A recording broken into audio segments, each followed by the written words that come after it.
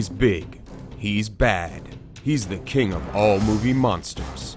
He's Kong. Since his movie debut in 1933, Kong has starred in more movies than Spider-Man, Iron Man, and Indiana Jones, and just as many as Superman. And now, with the release of his 8th film, Kong Skull Island, set to hit theaters this March, we thought you could use this quick crash course on everything you need to know about Kong. It all began with a book written in 1861 called Explorations and Adventures in Equatorial Africa. Say that 3 times fast. Marion C. Cooper, the director of the original black and white 1933 film King Kong, read this book as a young man and never forgot it. In fact, years later it inspired his story about a giant prehistoric ape that lives on an island forgotten by time and falls hopelessly in love with a gorgeous blonde actress named Ann Darrow, played by a gorgeous blonde actress named Fay Wray, who could scream like no other, and also perhaps inspired Twyla Tharp. The film established 2 really important elements in the Kong mythos, the Beauty and the Beast angle and the monster mystery of Skull Island. But most importantly, its stop-motion animation, musical score, and giant ape love story was a huge hit with moviegoers. Huge! Like, bigger than Kong himself. In fact, it was so big that they released a sequel in the same year as the original, and it was called Son of Kong.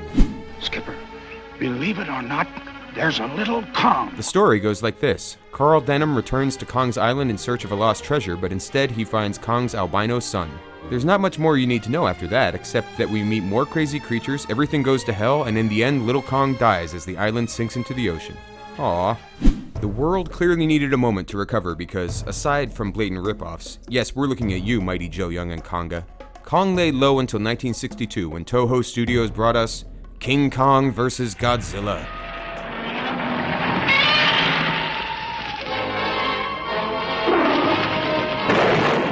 It was the first time these 2 big screen behemoths went to battle. It was widely anticipated. It was historic.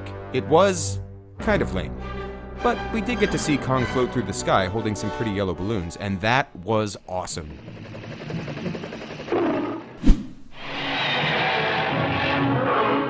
Toho Productions tried again in 1967 with King Kong Escapes, in which an evil robot version of Kong is created by a villain named Doctor Who.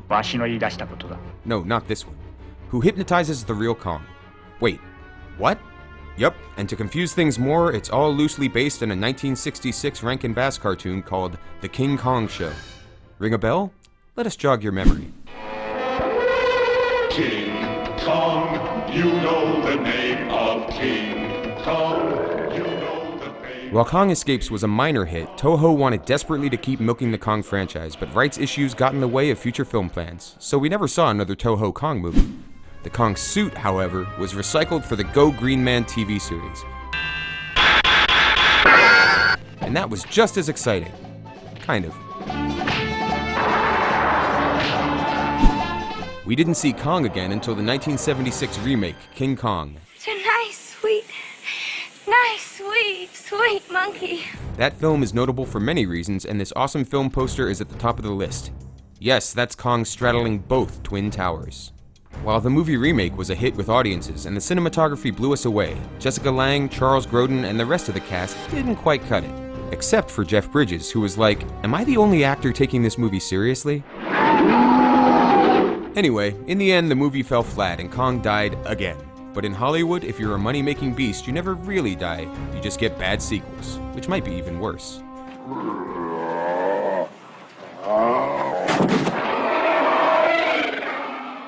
Fast forward to 1986 when we discover King Kong lives. Seriously, Kong didn't die at all. Instead, he was in a coma, and Linda Hamilton, fresh off The Terminator, is the doctor who saves his life by giving him a computer-monitored artificial heart. Kong wakes up and hooks up with another giant gorilla named Lady Kong, who gives birth to his son right before Kong dies again. And with less than $5 million at the box office, so did the franchise. Until lifelong Kong fan Peter Jackson parlayed his Lord of the Rings success into bringing his favorite ape back to life. 2005's King Kong reflected Jackson's love and obsession with the 1933 film. He used modern technology to bring Kong and Skull Island back to life like never before.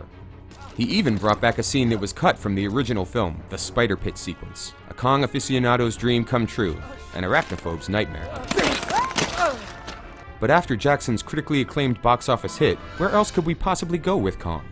How about world-building books and graphic novels? How about another animated series, or theme park rides? Universal Studios cashed in on the Kong franchise with the gone but not forgotten King Kong Encounter and Kongfrontation rides. And just recently, the park opened Kong Skull Island, an immersive ride and attraction that fans love. Fun fact, do you know that in the original films, the name Skull Island is never mentioned? Amazing, right? In Australia, Kong has his own stage musical, appropriately titled King Kong the Musical. Watching from the skies. Through the years, Kong has been mentioned and paid tribute to in countless other ways. Frank Zappa and the Kinks both recorded songs about him. He's mentioned in the Beatles' Yellow Submarine film, and he shows up in an episode of The Simpsons. He even inspired the classic Superman villain Titano. The newest movie, Kong Skull Island, brings our favorite giant ape back to his roots and also brings us Samuel L. Jackson, John C. Reilly, John Goodman, and at 100 feet tall, the biggest, baddest version of Kong to ever hit the screen. Which is great, because Godzilla vs. King Kong is set to hit theaters in 2020, and this time we expect something epic. Hear that, 100-foot Kong? Epic! So what do you think? Did we miss anything important? Do you think Kong will crush the box office again or fall flat on his face? Let us know in the comments below.